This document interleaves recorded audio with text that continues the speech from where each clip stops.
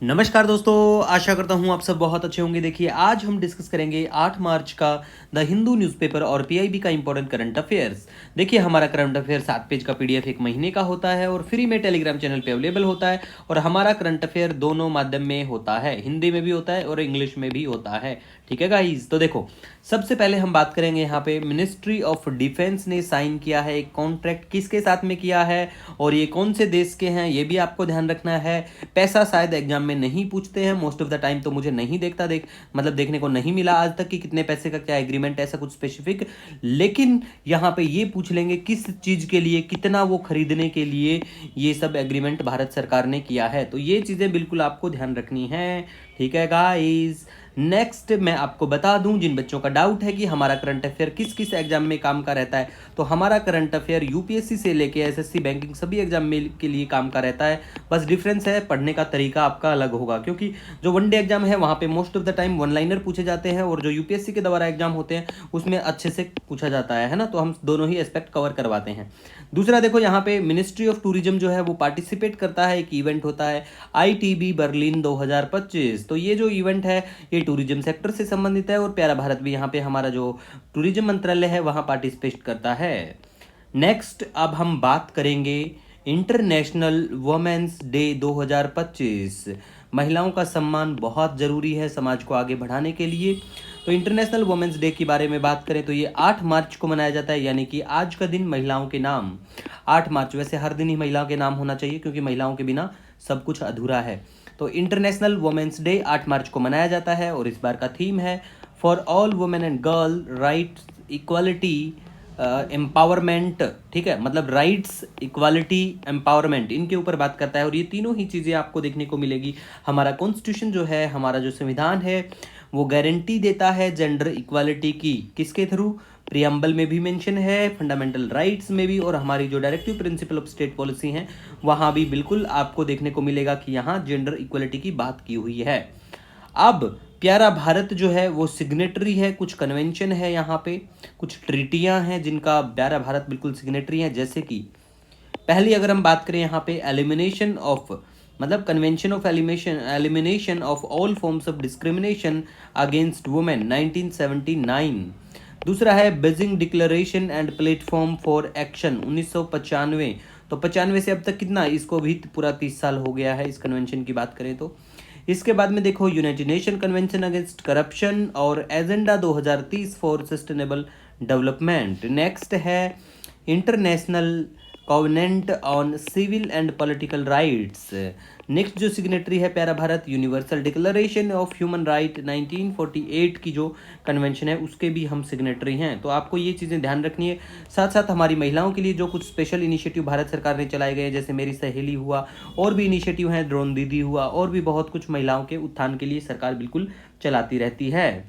इसी के साथ कुछ बच्चे यहाँ पे कमेंट कर सकते हैं, नए जो बच्चे होंगे, कि सर आज द हिंदू में डिलिमिटेशन चर्चा में था तो वो आपने कवर नहीं कराया। भैया हमारा जो पुराना वीडियो देख लेना या फिर पीडीएफ देख लेना, उसमें हमने कवर करवा रखा है। न्यूज़पेपर की बात करें, जब आप 2-3 महीने तक लगातार न्यूज़पेपर पढ़ेंगे तो आपको आइडिया, अंदाजा लग जाएगा कि 2-3 महीने के बाद चीज़ें बहुत रिपीट हो रही हैं। हर दूसरे दिन भी कई कई चीज़ें ऐसी होती है 2-3 दिन के हेर फेर पे दोबारा रिपीट हो जाती हैं। जैसे कि डिलिमिटेशन जो है ये भी बिल्कुल रिपीटेड न्यूज है, दोबारा से देखने को मिलेगी आपको पेपर में। 3 लैंग्वेज फॉर्मूला के बारे में बात करें, ऑलमोस्ट डेली उसके ऊपर आर्टिकल एडिटोरियल में या फिर न्यूज़पेपर में डायरेक्ट देखने को मिल जाता है। तो बहुत सारी ऐसी न्यूज़ होती हैं जो डेली रूटीन की न्यूज़ बिल्कुल बन चुकी हैं। तो ऐसे मत सोचना, हम उन चीज़ों को बिल्कुल कवर करवाते हैं। जैसे कि आईएनएस तारिणी की बात करें, उसको भी हमने कवर करवाया और आज भी वो द हिंदू में आई थी। तो टेंशन फ्री रहो, मैं कवर करवाता हूँ। ठीक है, नेक्स्ट अब हम बात करेंगे यहाँ पे वर्ल्ड स्पाइस ऑर्गेनाइजेशन के बारे में, जो कहाँ बेस्ड है, कोची। और कोची कहाँ पे है, केरला में। और इसके जो चेयरमैन हैं वो हैं राम कुमार मेनन। ठीक है, ये नॉट फॉर प्रॉफिट ऑर्गेनाइजेशन है, इतना याद रख लो।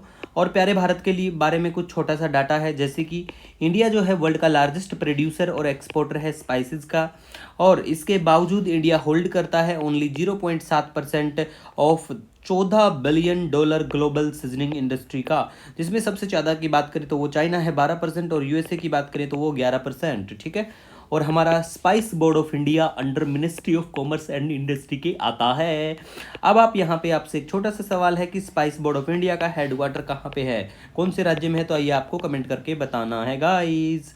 अब यहाँ पे कुछ स्पाइस के बारे में बेसिकली हम बात कर लेते हैं, स्पाइस के बारे में थोड़ा सा। जैसे कि देखो स्पाइस क्या है, एक सीड भी हो सकता है, फ्रूट में भी रूट या बार्क और other plant substance primarily used for flavouring और कलरिंग फूड। ठीक है, इसमें देखो क्लेव होता है, क्लोव पेपर में पूछा जा सकता है कि क्लोव क्या है, मतलब किस एग्जाम्पल के तौर पे किस चीज़ का एग्जाम्पल है, तो ये एज ए फ्लावर का एग्जाम्पल है। क्या है क्लो, क्लो ये रहा, आप जो चाय में डाल के पीते हो इसको कहते हैं लौंग। ठीक है, लौंग कहा जाता है इसको, क्लो को। ठीक है, और ये क्या है, ये एक फूल है जिसको यूज किया जाता है।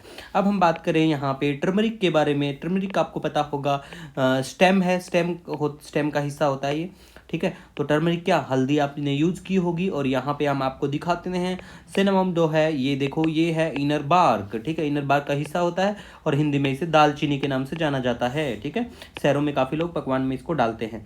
अब एग्जाम्पल को तौर पे आपको पता होना चाहिए, ऐसे ही मैंने 4-5 एग्जाम्पल यहाँ पे दे रखे हैं। सिनेमोन क्या है, गिंगर क्या है, ऐसे वाले। ठीक है, तो वो एक बार देख लेना, पेपर में देखने को मिल सकता है मोस्ट ऑफ द टाइम 100%, मतलब बहुत इंपॉर्टेंट है ये वाली न्यूज़ आज की। ठीक है, तो ध्यान रख लेना। इसके बाद में लताकिया के बारे में बात करें, ये सीरिया में पड़ता है। मैप में आइए आपको आज लोकेशन दिखा देते हैं। प्लेस इन न्यूज़ की बात करें तो लताकिया चर्चा में है। लताकिया देखो कहाँ पड़ता है, ये लोकेशन है, ये आपका पड़ता है मेडिटेरेनियन सी, और यहाँ पड़ता है लताकिया, ये सीरिया में पड़ता है। अब आपसे एक सवाल है, कमेंट करके बताना, सीरिया के बॉर्डर, सीरिया को कौन कौन से देश की बाउंड्री टच करती है, कमेंट सेक्शन में जरूर बताना। बाकी आपका कोई सुझाव हो, कोई सजेशन हो तो बिल्कुल मुझे मैसेज कर सकते हैं। मिलेंगे नए दिन के साथ। Wish you all the best. जय हिंद।